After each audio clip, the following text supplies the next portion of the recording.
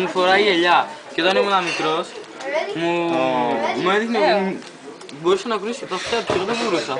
Cool. Δεν σηκώνω πλάκα. Και πήρα μια μπεϊμπέκα. Τι λέει? Βάζε να διαβάζει πρωταθλητή. Τρελούα, τρελούα. Irene, take pictures. Let's get this over with, okay? No. I'm the doctor, and I need to give you your shot, okay? I want chicken. Video? Jerry!